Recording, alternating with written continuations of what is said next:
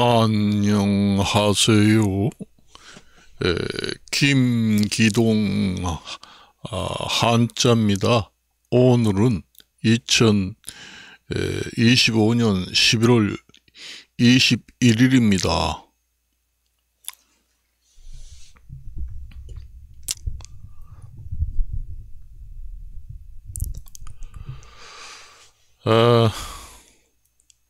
요즘에 참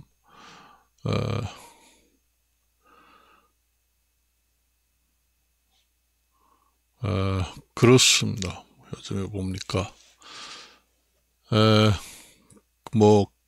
검찰청도 없어지고 많은 변화가 생겼죠.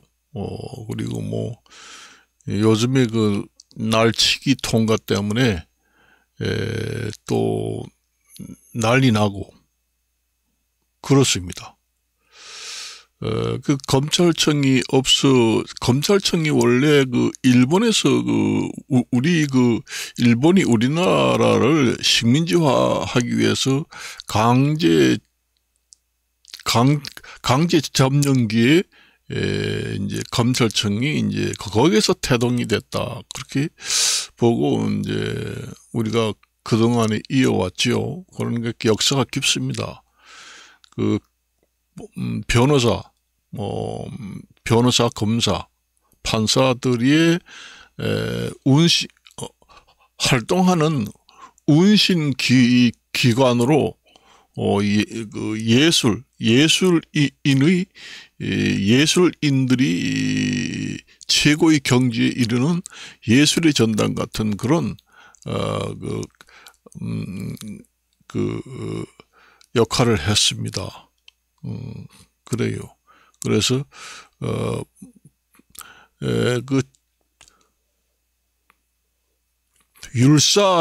율사의 전당 역할을 한 그 검찰이 없어진다. 그러니까 앞으로 변호사, 판사, 검사들의 출세 길이라든가 검찰총장 출신이다 하는 그런 명예, 그런 것은 이제 검찰청이 없어지면서 그것도 같이 없어진다. 그러니까 변호사, 판사, 검사의 운신폭이 많이 줄어들게 된다. 결국은 검찰청이 없어지기 때문에. 원래 검찰청이라는 게 제가 생각할 때는 법무부 소속이 아니라 어느 기관에도 소속되지 않는 중립기관으로 원래 설립이 돼야 옳다, 그렇게 생각을 해요. 지금 현재도 이웃나라 일본에서는 검찰청이 잘 돌아가고 있습니다. 그리고 유럽이라든가 독일, 프랑스, 미국 여러 나라들에서도 제도를 보완해 가지고 지금의 여러 나라들이 검찰청을 아직도 두고 있습니다. 그래서 검찰청, 그다음에 경찰, 행정경찰 하고 검찰청하고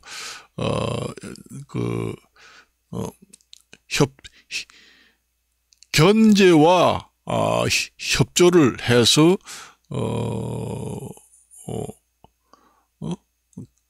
수사를 하는 그런 기능도 있습니다. 원래 우리나라도 검경 기소권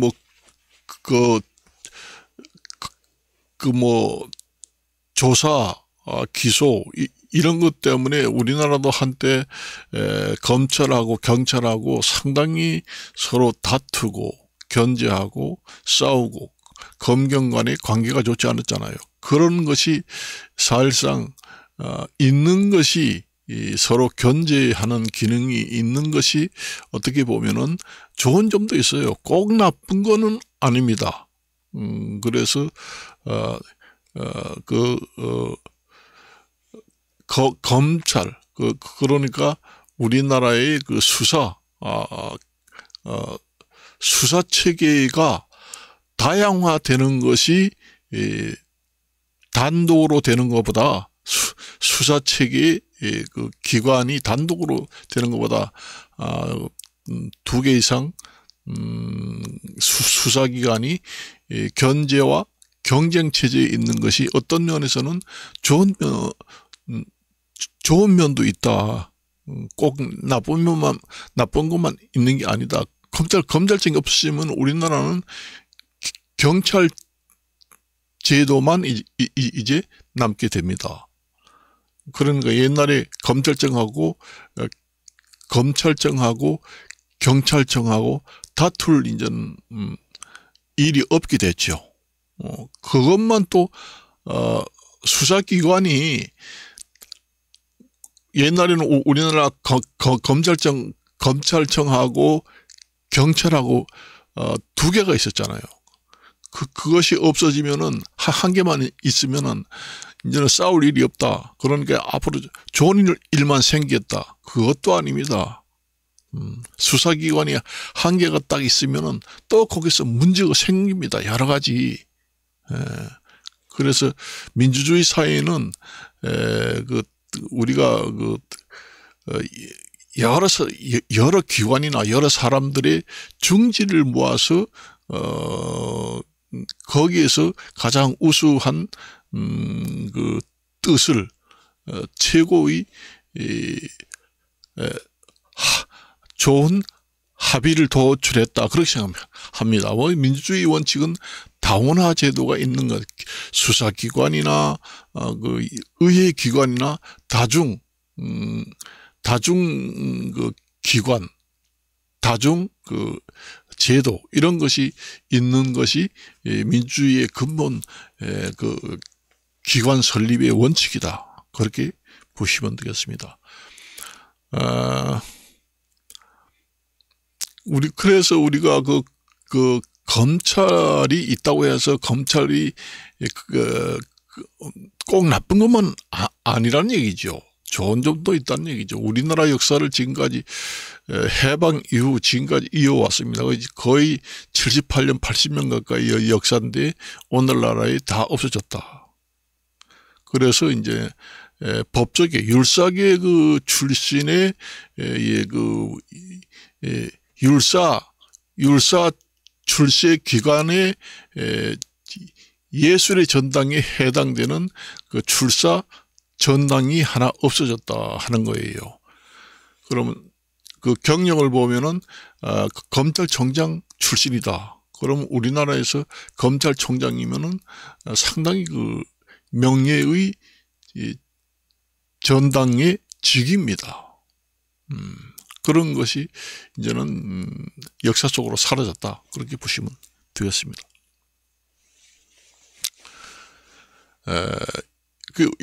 그게 말하자면은 우리가 일제강점기 시대에 이제 시작됐다고 보시면 되겠습니다. 검찰청 제도가. 그리고 요즘에 또 떠들썩 하잖아요. 뭐 패스트 트랙. 나는 국민들도 좀 알아듣기 쉬운 그 용어를 썼으면 좋겠습니다. 뭐 국회 뭐 선진화법이라든가 그렇게 얘기해도 국민들이 알아먹지 못해요. 패스트 트랙, 국회 뭐 선진화법 이렇게 얘기해도 일반 국민들이 거의 알아먹지 못합니다. 좀 쉬운 말로 했으면 해요. 국민들이 좀 쉽게 알아듣게 얘기하는 걸 싫어서 그렇게 좀 알아듣기 힘든 단어를 쓰는지는 모르겠습니다만은 좀 국민들이 누구나 배우지 않고 누구나 알아듣기 쉽게 그거 내가 좀 국민들이 알아듣기 쉽게 얘기한다면 국회에서 뭐 법안 날치기 통과 그렇게 이제 얘기하면은 좀 국민들이 배우지 않았던 사람이나 배운 사람이나 쉽게 알아듣잖아요. 꼭 영어를 써야 되나요? 옛날에 한때는 그 에레어 쓰기 금지 한글만 쓰자. 그렇게 했잖아요. 요즘에는 너무 에레어를 많이 써요. 우리나라 국민들의 가반수 이상이 가반수 이상이 아니라 그보다 더 많은 국민들이 알아듣지 못합니다. 저게 무슨 얘기야? 그 전에 국회에서 보면은, 60% 이상, 국회의원이 찬성하면은, 일방적으로 빨리, 날치기 통과처럼 하는 제도다. 이렇게, 원래 법안 날치기 통과란, 말에서 지금 유래가 됐습니다. 원조 단어입니다.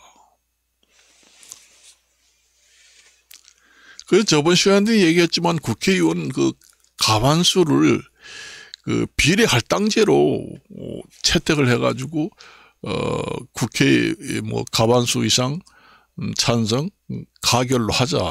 제가 그렇게 제안을 했지요. 국회의원 가반수라고 그러면은 우리 300명이니까 150명이잖아요. 150명의 이제 야당 여당 국회의원을 비율로 배당을 해서 가반수 이상을 이제 찬성표가 나오면 그걸로 하자 그렇게 얘기했잖아요.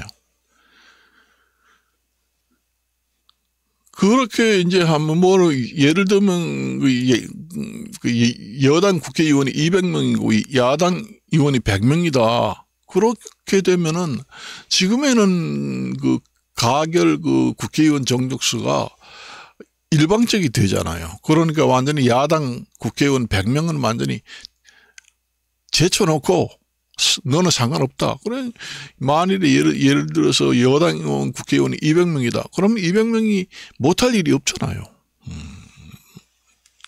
국회에서 가결 정족수를 모든 법안을 통과시킬 수 있잖아요. 그걸 이제 방지하기 위해서 여당 야당 비율 할당제를 해가지고 국회의원 가결 정족수를 맞추자 그 얘기 했잖아요. 그런 피해를 막기 위해서. 그러니까 만일에 그러니까 150명 가반수면 150명 이상이잖아요. 그러면은 이제 비율을 국민들이 국회의원을 선출해준 야당 여당 비율을 그대로 해서 만일에 50%다 그러면 여당 의원이 200명이면은 520 100명 정도 한다는 얘기죠. 예를 들어서 여당 의원이 이제 국회의원 선출했는데 200명이다 그러면 50%는 100명. 야당 의원은 지금 많이 적어서 100명밖에 없는데 거기 50%면 오히려는 50명이잖아요. 150명이 딱 되잖아요. 그 150명에서 이제 찬성 비율을 배당을 해서 가결 국회의원 정족수를 맞추자는 얘기예요.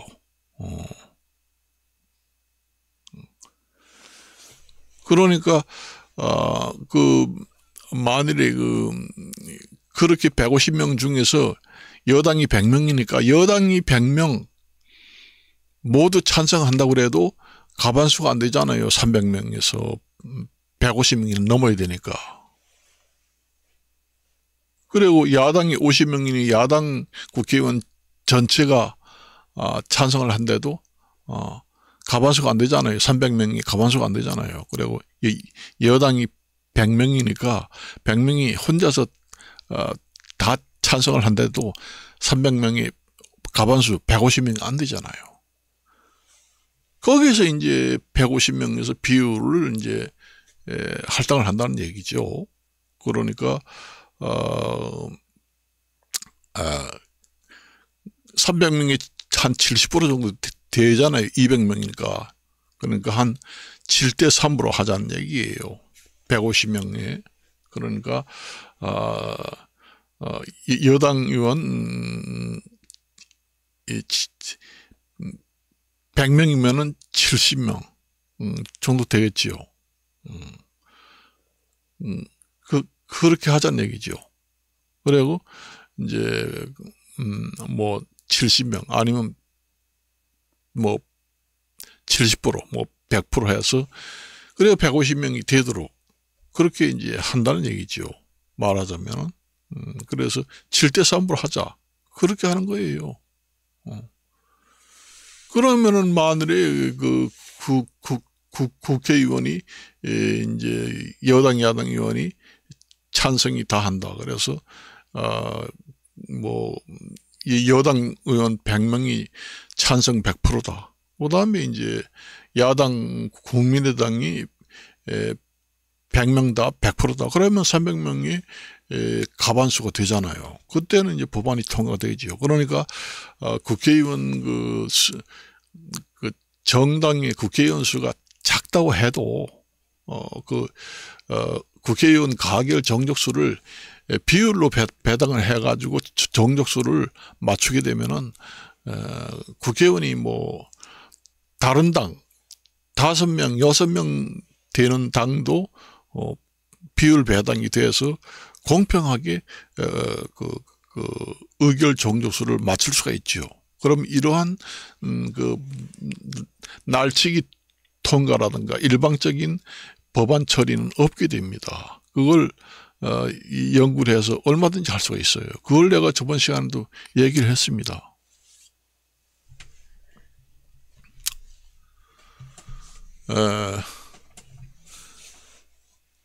그거 좀 국민들이 좀 알아듣게 얘기를 해야 돼요. 그걸 국민들이 뭐 패스트 트랙이니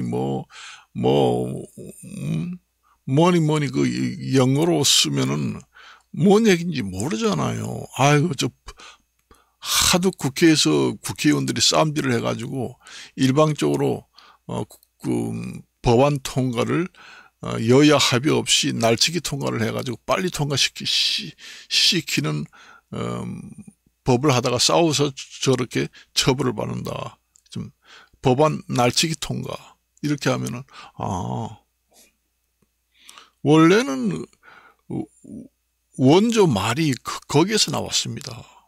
그러다가 나중에 국회 뭐 선진화법, 그다음에 뭐 패스트 트랙 뭐 이런 식으로 자꾸 단어가 바뀌는 바람에 국민들이 저게 무슨 뜻이냐 모릅니다. 여러분들이 그 인터넷 네이버라는 데 들어가 보면은 젊은 사람들이나 그 패스트 트랙이 뭐야 이런 뜻이 뭐야 이렇게 그 검색이 엄청나게 많이 나옵니다.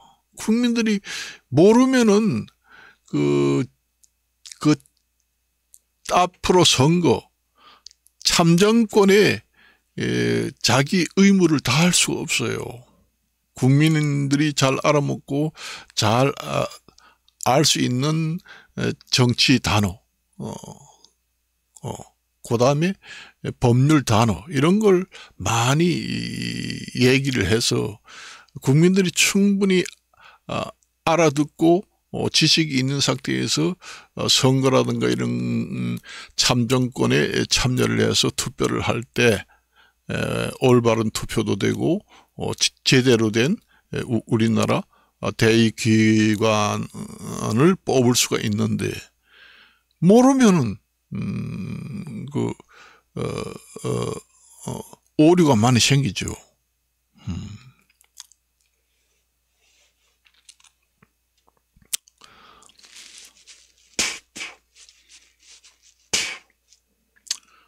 요즘에 뭐 중국하고 일본하고 여러 가지 말을 하다가 서로 감정이 생겨가지고 지금 뭐 국제 일본과 중국이 많이 사이가 안 좋다. 또 우리나라도 마찬가지고 어떤 그렇게 돼 있죠. 사실상 우리 역사를, 오랜 역사를 보면은 그 전쟁에 완전히 도가 텄다 하는 나라는 중국입니다. 중국의 그 춘추 전국시대라든가 여러 가지 그 삼국지에 에 나오는 역사를 보면은 그 지략가들이 그렇게 많잖아요. 중국에는 병법도 많습니다. 손잡아 병법이니 뭐니 그 싸움하는 데는 중국 사람들이 도가 텄다. 옛날에 우리나라도 그 한자 한문을 제가 배우지만은 제갈량이라든가 읍참 마속이라든가 이 사자성어가 삼국지 그 춘추 전국시대 싸움 하는 데서 많이 나옵니다. 그래서 중국의 그 손자병법이니 책은담이니 우리는 여러 가지 그 책들이 많이 나오잖아요.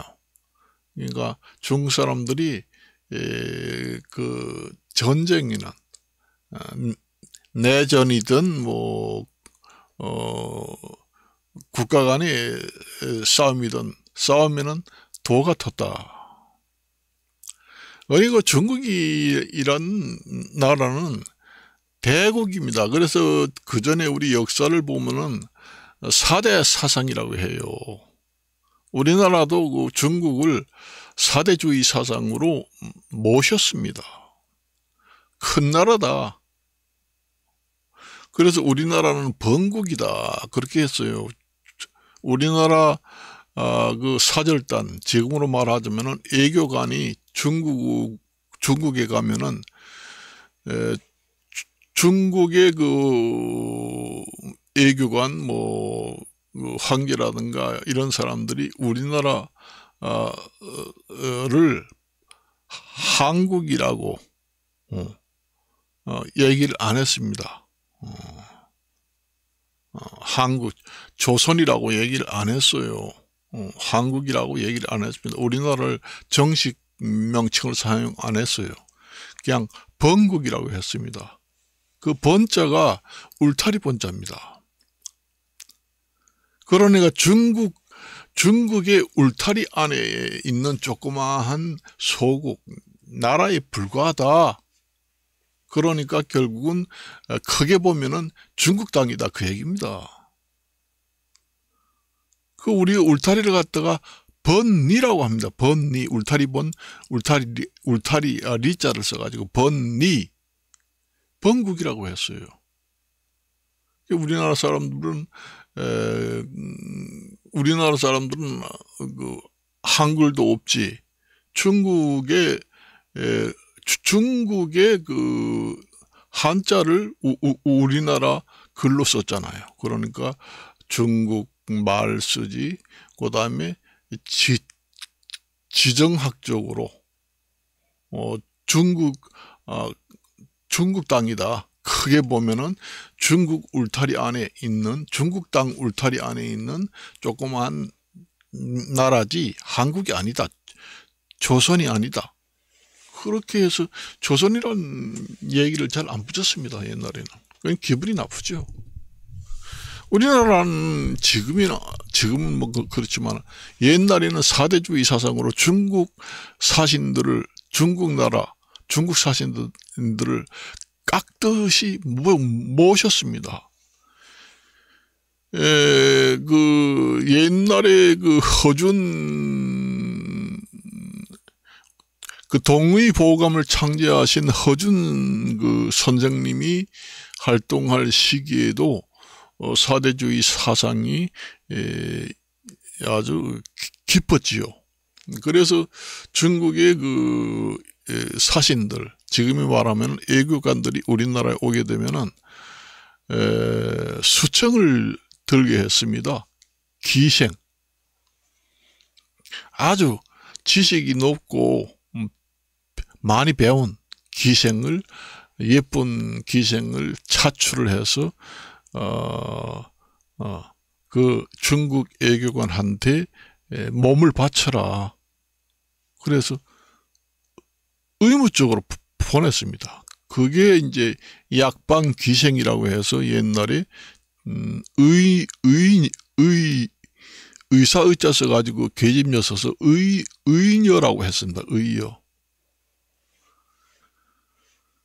그 허준 그 사극에서도 나오지요. MBC 그 창사 몇 주년 기념으로 해서 허준이라는 그 사극이 방영됐잖아요. 거기 보면 나옵니다.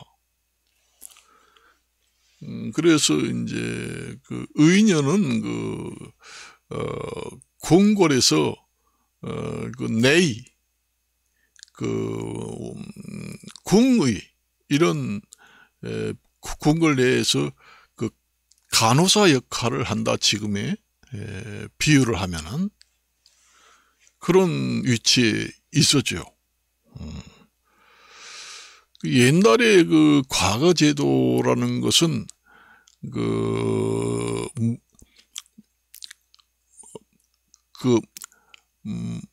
대과라고 하는 문과, 그다음에 무과라고 하는 그 장군들 배출하는 무과, 그다음에 잡과 이렇게 있는데 그 의학계통은 잡과에서 이제 시험을 봤습니다.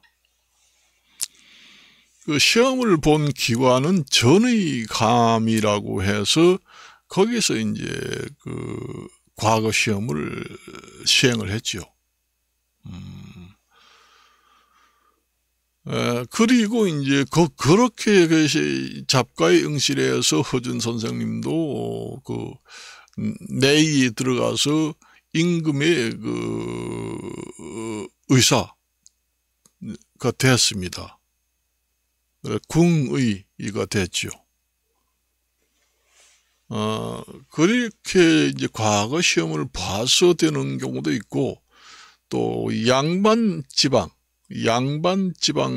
집안에서 시험 없이 그 채용을 하는 유의 제도라는 게 있었습니다. 그래서 그 궁궐 안에 내의 중에는 잡과에 응시해서 과거 시험을 쳐서 과거 시험에 통과해서 궁궐 안에 들어온 내의가 있는가 하면은 과거 시험 없이 그 지금으로 말하면은 특별 전형이라고 하지요. 별시를 통해서 양반 집안에 내리 몇 대를 거쳐서 의사를 한 실력이 있는 의사를 특별 채용해서 궁궐에 근무하게 했습니다. 그걸 갖다가 유의라고 합니다.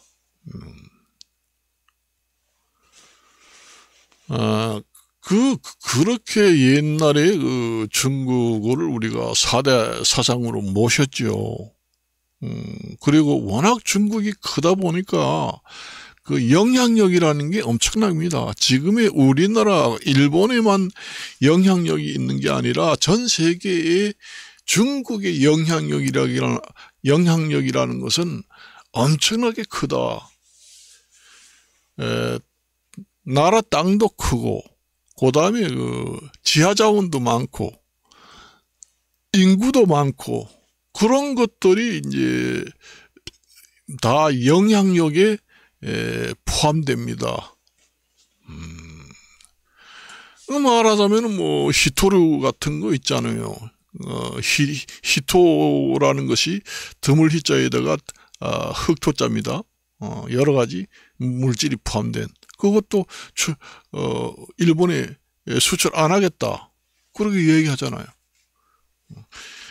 요즘만 중국이 저렇게 강한 것이 아니라 우리가 옛날에 그 이순신 장군이 활동하던 그 시대도 그 중국이 강했다 그렇게 봅니다. 우리나라는 일본이 일본이 침략하게 되면은 지원군을 보내달라고 하면은 그 명나라라든가 중국으로 가서 많이 얘기를 했지요. 그리고 그 피난을 갈 때도 그쪽으로 많이 가고 그 파천이라고 하죠. 파천, 몽진, 파천, 몽진 할 때도 그쪽으로 이제 압록강을 넘어서 그쪽 방향으로 많이 갑니다. 그 중국이 지금의 그 영향력 구도나 옛날 중국의 영향력 구도나 비슷합니다. 현대나 예전이나. 그래서 전쟁에는 도 같았다.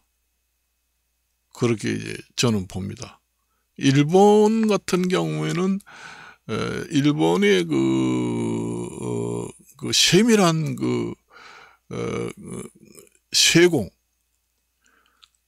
세밀한 공업의 발달은 세계에서 따라갈 수 없습니다. 좀 쉽게 얘기하면은 우리나라 같은 경우에도 그 건축 공사에 가면은 전부 다 그 건축하는 여러 가지 기계라든가 이런 것이 전부 다 일제를 많이 써요. 집에서 간단한 드라이버 아니면 여러분들이 카메라, 그 소니 카메라든가 뭐 여러 가지 카메라 많죠. 그런 것도 일본을 따라갈 나라는 없습니다. 그 공구 있잖아. 집에서 간단히 쓰는 드라이브 하나를 보더라도 일본의 드라이브를 대부분 씁니다. 그 건축 공사라든가 그 건축 기계 여러 가지를 많이 써요. 뭐 일본 드라이브가 아니면은 그냥 일반 드라이브를 뭐 독일제 뭐 애국 독일제도 좋지만은 그런 일반적인 드라이브를 사면 집에서 한 달만 쓰면은 끝이 무뎌져서 드라이브를 쓰지 못해요. 그런데 일본제 드라이브는 거의 10년 가까이 써도 끝이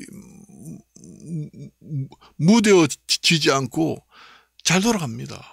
그래서 일제 드라이브를 많이 써요. 나도 여기 건축 현장에 많이 가보지만은 다 그 일제 그 공구를 많이 씁니다. 카메라도 많이 써요. 여러분들이 그 촬영할 때 보잖아요.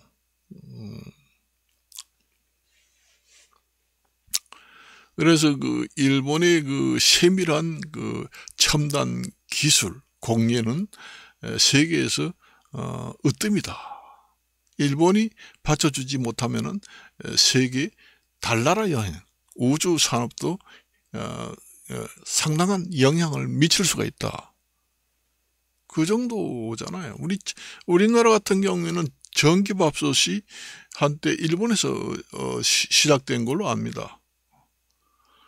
그래서 일본에 가서 전기밥솥 하나 사오느라 그래가지고 한때 난리 쳤잖아요.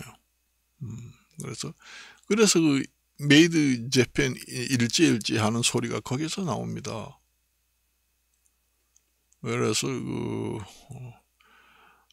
그런 영향도 있죠. 그런데 원래 그 중국이라는 것은 땅덩어리 지하자원 인구가 많잖아요. 인구가 뭐 20억 이상 되니까 그 인구 영향력이 무시 못합니다. 아무리 첨단 기술이 지금 과학 군사 기술이 발달됐다고 해도 인구가 사람이 최종 해결하잖아요. 요즘에는 뭐 AI 인공지능 뭐 첨단 과학 기술로 국방 기술이 사람이 많이 없어도 몇 사람만 있으면은 전쟁을 운영할 수가 있다. 그렇게 얘기해가지고 이제 그 나라의 그 군사 그 예비군, 그다음에 상비군, 군대 인원을 많이 줄이고 군사 기술을 과학화하자. 그래서 뭐 옛날에는 60만 군대를 운영했다고 그러면은 요즘에는 50만을 줄이고 10만 군대로 충분히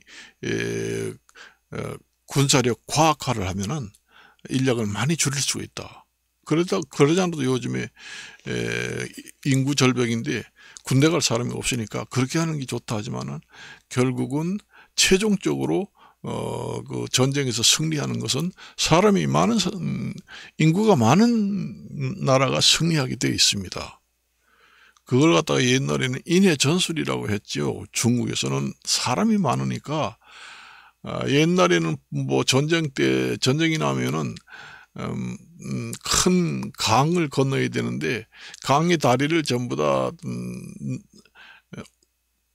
군사들이 건너지 못하게 전부 다 폭발을 시키고 그렇게 했잖아요. 그러니까 옛날에 전쟁 때는 인구가 많은 집들은 그 사람이 죽어서 그 큰 강이라든가 바다를 메꾸어서 사람을 딛고 인교를 딛고 건너서 전쟁을 했다. 그래서 옛날엔 인해 전술법이라고 했잖아요.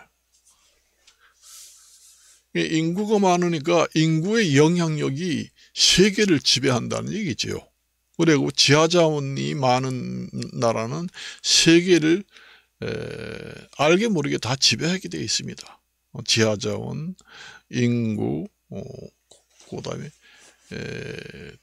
큰 땅덩어리, 이런 것은 대륙, 큰 대륙, 그런 것들은 결국은 전 세계를 지배할 그 조건을 갖추었다. 그것이 중국이라는 얘기죠.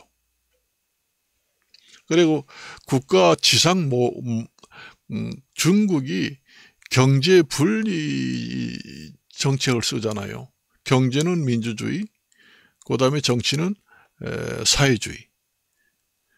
가장 믹스가 잘 된 그 정치 체제에다가 인구도 많고 지하자원도 많고 땅도 크고 대륙이고, 그리고 여러 소수민족이 여러 소수민족이 구성된 나라입니다.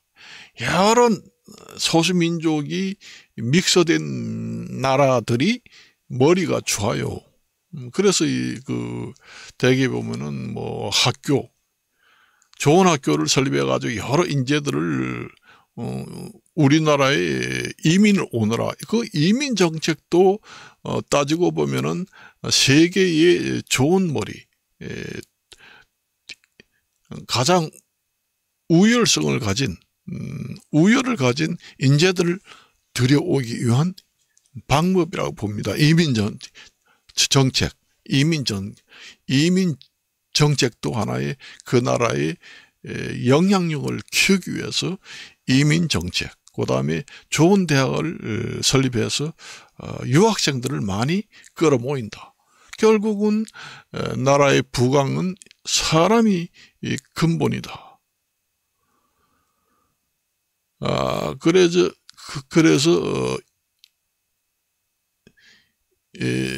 그래서 사람을 이민정책, 소수민족 이민정책 이랬잖아요. 그래서 여러 민족이 모여 살면은 그 중에서 믹서가 된 인재들이 많이 나오기 때문에 머리도 우수한 사람들이 많이 나오죠. 그래서 중국의 정치 제도도 정경 분리 정책으로 정치는 사회주의, 그다음에 경제는 민주주의를 믹스한 정책으로 세계에서 가장 우수한 정치 제도를 가지고 있고, 그다음에 국가 지상 목표가 최첨단 국가 기술을 이용한 공업 발달을 지상 목표로 하고 있습니다. 그래서 이과 공과 대학교 출신 학생들이 그 중국에서는 가장 잘 살고 대우받고 가장 그 나라의 국민들이 선호하는 직장이 이과 공과대학교 출신이라 해서 거기만 나오면은 최고의 전당에 들어간다 해서 시집장가도 잘 가고 돈도 잘 벌고 편안하게 잘 살게 하는 지상 목표로 삼고 있습니다. 그렇기 때문에 그 나라가 지금 이 정도까지 와가지고 이 경지까지 왔다. 우리나라도 그렇게 돼야 돼요. 우리나라 지상 목표도 그렇게 돼야 됩니다. 그 나라의 기초과학에서부터 출발해서 지상 목표도 그 기초과학을 밑바탕으로 해서 업그레이드를 시키는 것이 그 최첨단 공업 기술로 지상 목표를 잡는 길입니다.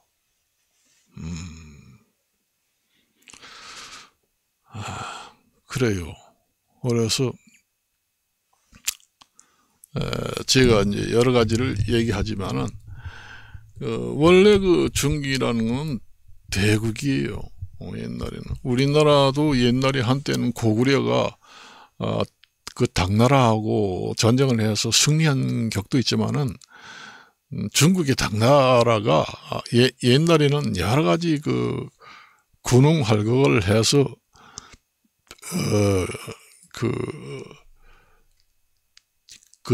그 제후국을 많이 두었지요.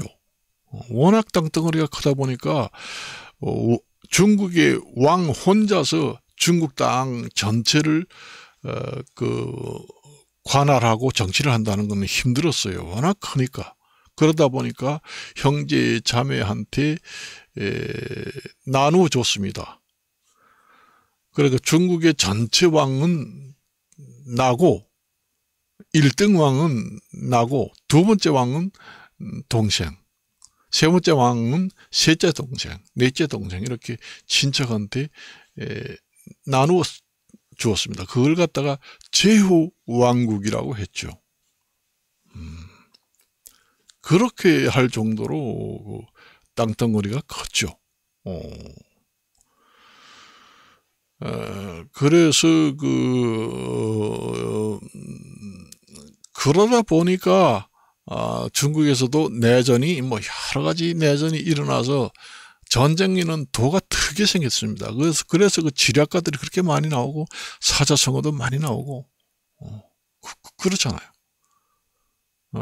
그래서 옛날이나 지금이나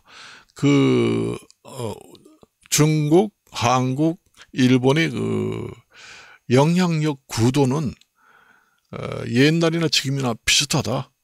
중국이 강하고 그래요. 좀 일본도 강하고 옛날에는 그렇습니다. 그래서 우리나라는 번국이다 하고 뭐 대만은 당연히 번국이라고 했죠. 대만은 뭐 언어도 한자고 그 다음에 중국하고 바로 붙어 있고 그러니까 중국의 땅이다 하는 걸 갖다가 번국이라고 합니다. 중국 땅이나 마찬가지다. 그러니까 중국의 그 땅 울타리 안에 들어있는 땅이니까 우리나라다. 그 얘기에 번국이라고 했습니다. 중국에서야 뭐 또 대만에서야 옛날에는 번국이라고 했으면 아무 상관없겠죠. 우리나라까지 번국이라고 하고 뭐 일본에서 역사도 번국이라고 했는지 안 했는지 모르겠지만은 그렇게 이제 되어 있습니다. 그래서 참 일본 같은 경우에는 그 섬나라잖아요. 일본의 지정학적으로 보면은 참 일본이 열악합니다. 그래서 일본은 나라를 옮겨야 된다 그렇게 생각합니다. 너무 섬나라에서 지진이 많고 화산도 많고 정말로 열악한 환경에서 저 정도 견디고 저 정도 산다는 것은 기적이다 그렇게 생각해요. 그래서 일본은 큰 땅을 사서 이국을 해야 된다. 다른 나라, 뭐 아프리카라든가 이런 아주 싼 땅을 크게 사가지고 지금의 그 일본의 열도보다 2~3배 정도 큰 땅을 사서 일본 나라를 옮겨야 된다. 이국을 해야 된다. 그 얘기예요. 이 지금의 갖고 있는 이 섬나라는 일본 제2국으로 하고, 원래 이제 일본의 본국은 다른 세계에 있는 다른 나라 땅, 아주 뭐 무인도라든가 이런 걸 다 사가지고 지금 일본의 나라 땅보다 더 크게 사가지고 그쪽으로 옮겨야 한다. 제가 봤을 때는 그 지진도 많이 나고 그다음에 화산도 많고 정말 이 지정학적으로 보면은 열악하다.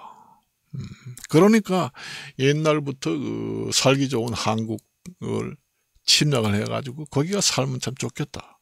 중국 같은 게도 좋겠다. 그래서 이제 한국을 침략하게 되는 동기가 되기도 합니다. 그래서 오늘은 여기까지만 이야기하고 마칠까 합니다. 안녕히 계십시오.